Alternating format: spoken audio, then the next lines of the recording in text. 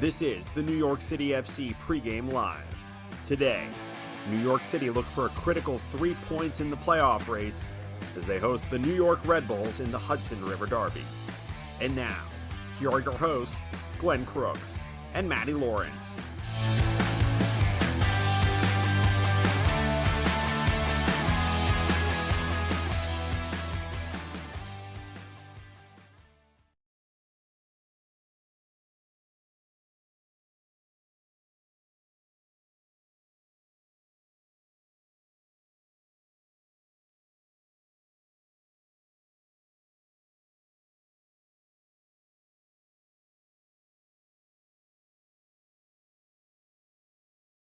No. Well, I'm Glenn Crooks, Matty Lawrence. We've got your live commentary today right here in the Bronx, where the expectation is 30,000 plus for a derby. That's what it should be.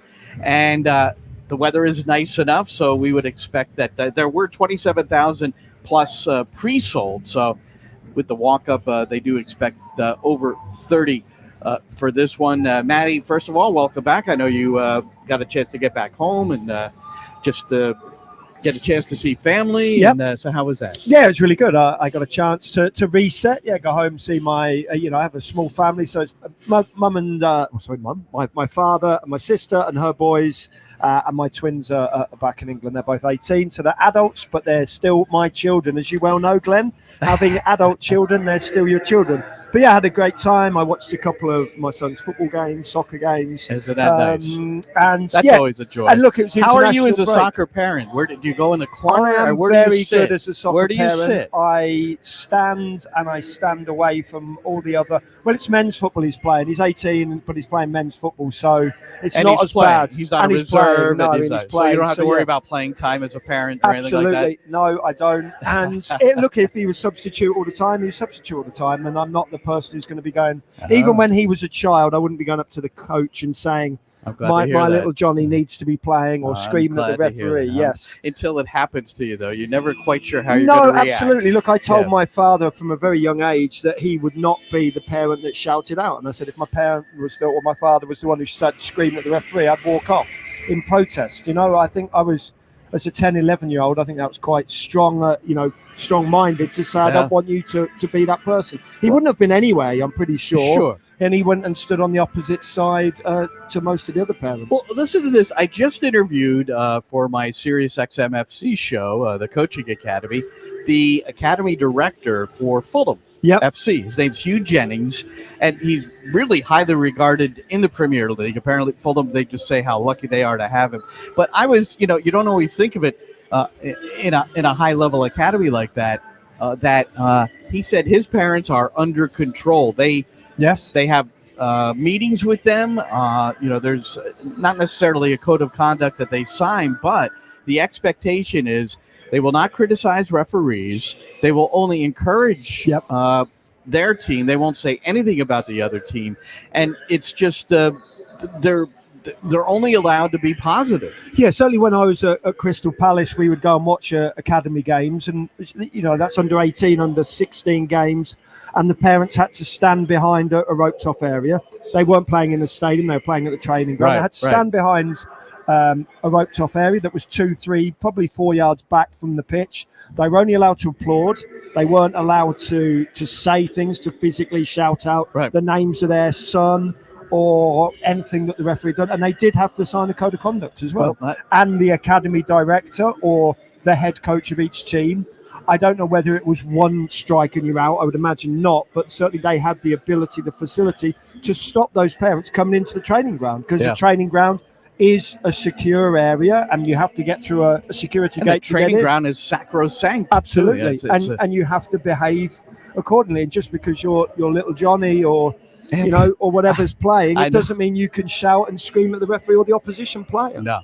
I've got one more thing for you. Yeah, we've got the Hudson River Derby that we need to talk about, because this is a massive match today in the Bronx. But here's one for you. I just was driving home and just called an old coaching friend who coaches a collegiate team, and he said the players are in control.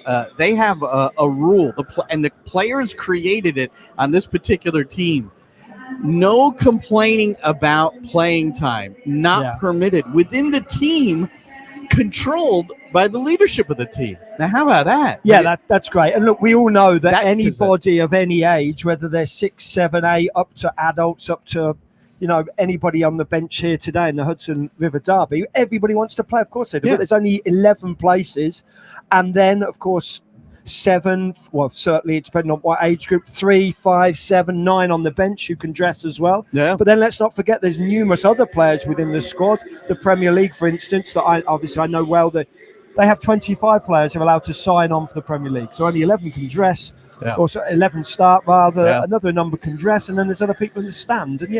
And you want to be playing. Everybody knows that, but to be moaning about it, nobody else wants that. So do you want to see the starting 11 for New York City FC I definitely today? do. Let's get into that. There it is. Matt Freese gets another starting goal. It'll be 4th. Tavon Gray back from the Jamaican national team duty. He's going to start. Perret in the midfield with Parks and Sands, interesting.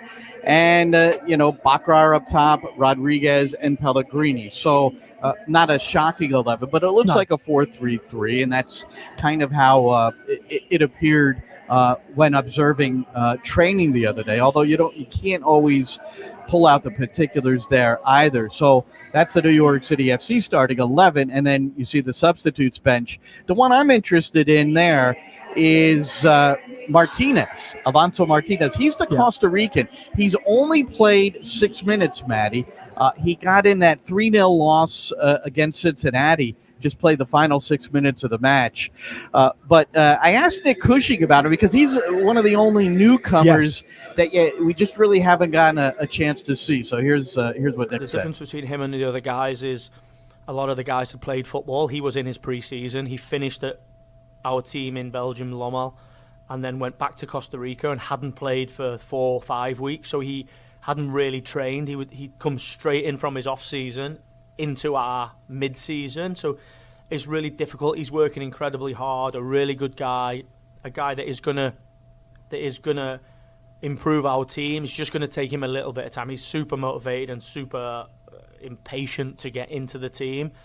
Where does he fit in on a wing? Yeah, he's a winger. I think he can play wide right like we've seen Andres Yassen play. He is really quick, a little bit different to Andres. Andres probably is at his strongest when he has the ball at his feet. Alonso Martinez is probably at his best when the ball is in behind. Can play on the left-hand side as well, but his first thought is to attack space. I think what he brings is he's incredibly clinical in front of the goal. That would help. From what I've seen, maybe we'll use him as a 9 at times, because from what I've seen, every time he gets in front of the goal, he's very, very clinical, and I think that will improve us. And we're trying to accelerate it. He's just not ready yet, but we will push him hard, and you will see him in squads, if not this week, very, very soon. Well, it is this week. He's in the squad, and I have to admit, I leaned a little closer to Nick, and my eyes widened, I'm sure, when he said he's clinical in front of goal. And I said, I'm thinking to myself, 28 goals all season long, haven't really had a clinical finisher. So I got your little barb there as well. Something like, we could do with that. Which you look at, I'm joking. It wasn't a barb, but it's no, absolutely, I was 100% true. Of course, you're teasing it, but it's 100% true. And you say it, only 1 goal per game, and then you look at the opposition team, less than a goal per game, not even 0.9 goals per game. So it's not going to be a goal fest today, or we would assume not. But yes, for somebody like Martinez, we want to see him. But I do also understand as an ex-pro, if you're coming in from pre-season and you're not match fit, you are a long, long way off the rest of your team in terms of overall fitness, but ultimately match fitness. You're a long way off. Yeah. But with the position that NYCFC are in and the desire or the necessity to win games, you can almost forego that and just say, look, if this guy has an eye for goal, get him on for 10 minutes. The match fitness almost doesn't matter. If it's 0-0, 1-1 late, absolutely. Let's see what he's got. Because don't you get the feel that when you look at the goal scoring totals and just the fact that these two teams, look, they're both below the playoff line, which they are unaccustomed to at this point of the season. The Red Bulls are tied with Seattle for the longest playoff streak in the history of MLS. 13 consecutive. Will they make it 14? Well, they really need a win here in order to have any chance of that. New York City's had 7 straight playoff appearances ever since the inaugural season when they did not get to the playoffs. So they have to get 3 points probably to have any sort of opportunity to get into the postseason again. So you have 2 teams that are thinking coming in, we've got to have 3. So maybe that creates a little bit more excitement here. I mean, I don't know. Maybe there's more risks taken. Yeah, look, I'm not sure. I think these games are normally exciting. I don't think they're high scoring, but they're exciting. Whether it's high scoring or not doesn't mean that dictates how exciting a game can be. Yeah. I just always, and we always talk about the contrast of styles and which style of play is going to come to the fore. Well, let's get back to the league. So it's 2 1-0 losses for New York City. One in the regular year, which was actually a well-played game, solving the press much better than they really did in the second game. But what adjustment did the Red Bulls make that second game that you were very impressed with, because you're a guy that says, look, you just got to get the job done and get the points, man. I'm a cynical winner, and I would do anything to win because I've been a professional footballer, and guess what? Yeah. It doesn't matter how you won, whether you cheated, you bit, you fought, however you would do it, you'd make sure you win. And what New York Red Bulls did very well, Glenn, I've got the statistics here. They committed 24 fouls. That's a foul less than 4 minutes. Every 4 minutes they created a foul. And predominantly those fouls were in the middle third of the field when New York and when NYCFC were countering. And they were smart fouls. They were cynical. They were professional fouls in the middle third of the field that prevented NYCFC really completing any counter-attacks. And what does New York City want to do? They want to have a rhythm in their attack? They want to have a rhythm, and the game was disjointed. So 24 fouls from New York Red Bulls, 14 from NYCFC, so that's 38 fouls. That's a foul every sort of 2 minutes, 40 seconds. What does that tell you? Because that doesn't even take in how many times the ball's off the pitch as well. Yeah. The ball is never moving for more than 20, 30 seconds at a time. That's exactly what New York Red Bulls want to do, and that is why if you're the skipper or the lead figures, the vocal figures in this NYCFC team, you get hold of Joe Dickerson very, very early on, and you say they're cynical, they're going to foul, they're going to pull, they're going to make a number of fouls. You've got to stamp this out early on, because you, Joe Dickerson, as the referee, you want this game to be free flowing as much as the rest of us. So what do you expect Joe Dickerson to do then to show more yellow cards? You show more yellow cards. What you do first and foremost is you talk to the players and you say, I'm not going to stand for this. You see that a couple of fouls occur in the first 120 seconds, say, and then if they don't change their attitude, the way they're playing, then you start issuing yellow cards. I also saw that Joe Dickerson's not scared to throw out a red card. I think he's shown a red card once in every 4 games. Well, he's 23 red cards shown in 104 games. So it's about one every 4.1 games. So, yes, you know that as well. And this year, a little over 5 yellows per game, which is a little bit above, almost a full yellow above his regular season average coming in. So, and I like him as a referee. Yes, I think he normally calls a very good game, proper to the moment and the environment. No, I agree. And from what I remember, he talks to players as well. He's a younger referee. Yeah. I think sometimes that helps. The players can empathise a little bit more with the referee. And ultimately, it's down to the referee and his demeanour. And you and I have talked about this long and hard, Ben. We want, first and foremost, the referee to be consistent, the same with both sides and the same throughout the whole 90 minutes.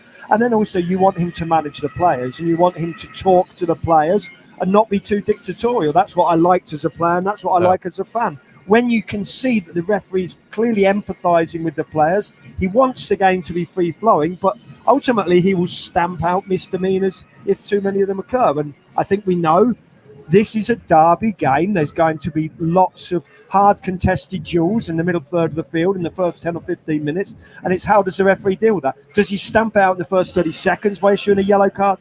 Does he talk to the players and does he try and make the game free-flowing? Let's see. But what we do know is, as you said at the beginning of this is a must-win game. There's no way, in my opinion, there is no way that either of these two sides can get into the playoffs. I know mathematically can. There's no way either of these two sides will get in without winning the game today. That's if you go back to the picture of the stadium, that's the Red Bulls warming up to our right as we look at it From you could see the home plate area covered up in blue, the pitcher's mound with the NYC logo, and then the big logo in the middle of the soccer pitch. New York City just came onto the field a couple of moments ago, and they are warming up to our left. We've got the live commentary coming up beginning at 3:15 with a pregame show with Nick Cushing presented by Ford, and that's on the NYCFC network, NYCFC app, the TuneIn app, and if you're watching the game today on Apple Television, we have your English hometown commentary. Us too. Who am I to say the only commentary to listen to, Glenn? However, I may have just said that. You might have just said that, and it's okay to be a bit biased in that. Of course, that's the only thing I'm biased about. Well, we get nice notes. We do. Hudson River Blue, the account that's really Oliver Strand. He's doing a nice job organizing and getting out consistent information to the supporters and to anyone around MLS who will listen. But it's good information about the club. And, of course, good information about the broadcasting because we always get, like, the highest ratings. We get higher ratings than the players. Which this season hasn't been hard, though. Let's put that out Now. Now, maybe this guy, who should get a high rating every game if he plays like he has in his first couple with New York City. He's made 3 appearances, 2 starts, is this guy, Andres Pereira. So he's on loan from the Philadelphia Union. And so I talked to Nick Cushing this week. That's part of the pregame show. You're going to hear the whole thing coming up at 3:15.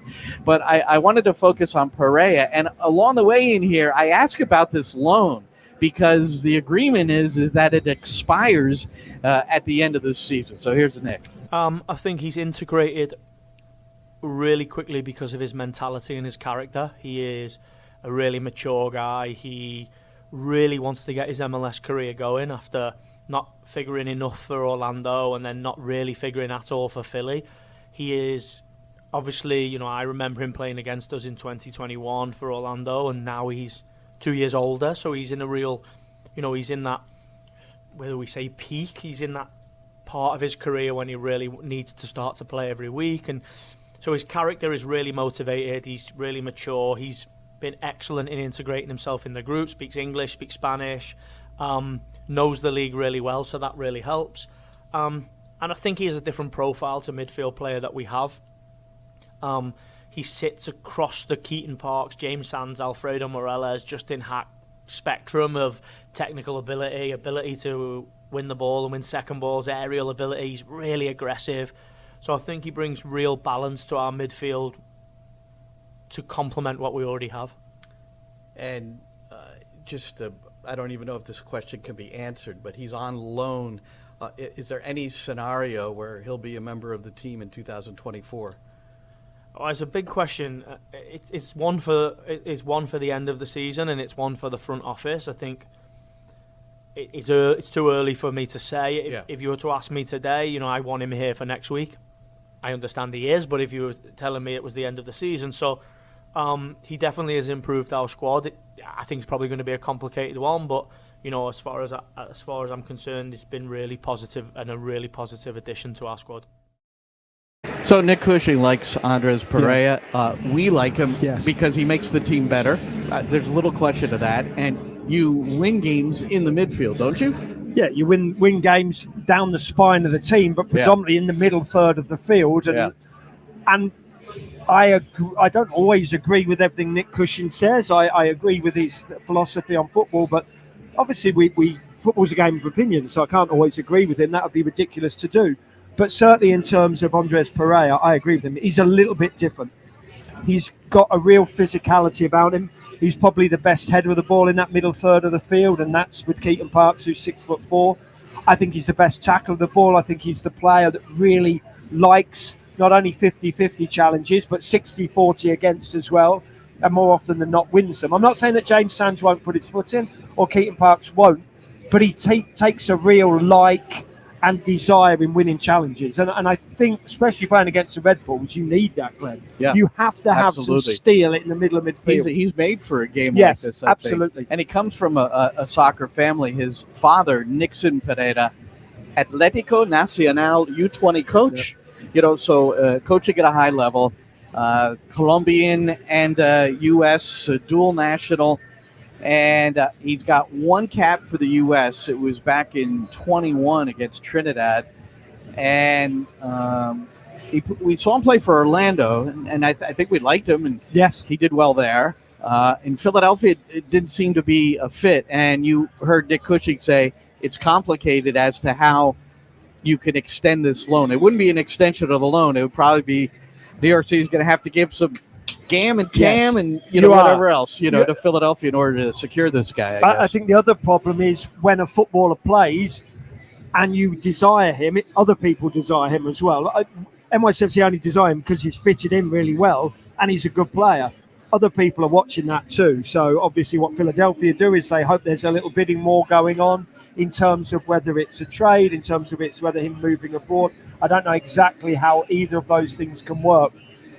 But he's going to be desirous to other teams in MLS, that, because of how well he's played so far and how easily he's fitted in. And I think what Nick says, and we'll hear about it later on in the pre-game, he understands MLS and he's got a real desire to win, and to win means to play games of football because it just hasn't worked at all. I don't even remember him being at Orlando, and I certainly don't remember him being at Philadelphia. That's being a little bit tongue-in-cheek because I know full well he was there. But he's yet to really imprint his style on either of those two teams. But I think he is already doing it here for NYCFC. He played in 12 games with Philadelphia, 4 starts. Check that. 8 games in Philadelphia, 1 start. That's overall 12 starts and 4 and 3 here with the New York City. And, well, we'll see. Multilingual, that can't hurt in this league either and on this team, where you can communicate with all your teammates, seamlessly. All right, that's going to do it for us. It's the Hudson River Derby, and the Red Bulls have not managed a road win since June the 1st. You know where that was? Pre-Messi at Miami. Pre-Inter Messi. Pre-Inter Messi. How about that? And New York City, though, less dominant here at Yankee Stadium this year. 5 wins, 3 losses, 5 draws. In 13 games like that, we're more used to like 9-1-2 and things like that. So let's see what happens. We're expecting a good one. Both teams really, really, really need the 3 points. So how they go at it, you're going to be able to listen to it live, and you can watch it and listen to on Apple TV with your hometown English radio commentary. Just use the drop-down portion of their app. Otherwise, it's on the New York City FC network. So for Matty, I'm Glenn, and enjoy the game, everybody.